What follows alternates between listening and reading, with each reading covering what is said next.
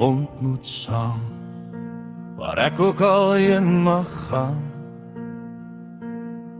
Ek sal die windpomp se warrelwaai draai, deur die ondergaande Karoo sonbus.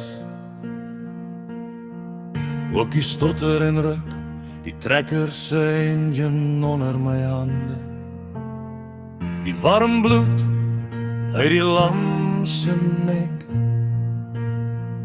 Hoe sekuur kon ek nie eens deur die geweer se versier die bokse kop vind, die doodskoot tussen die oor en die hoogplaas.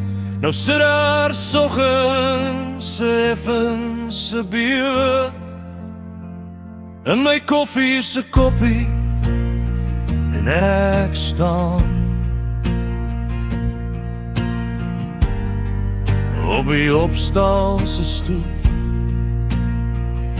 sien waar die oes op die land tot 'n klein kind se hoogte groei, en die nuwe geslag voel dis tyd dat ek gaan.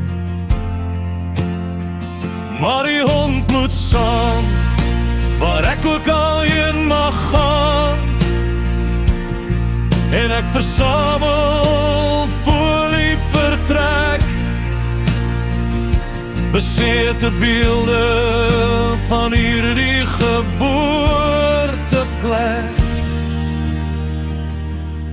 En ja, op hierdie grond soos 'n skaaphond, 'n trop saam teen skemerte, voor die radio se koue front, so moet elke brokkie onthou nou op skuur kom. Dan moet ek kuswaarts verhuis, en die nuwe meentuis onthuis, leer om nu te luister na die see se geruis. Snags se vervlagste vliegtuig se suis, die eindelose aankom en vertrek. Soms die dood gejuk sien hurk in die woonstel se donker hoeke.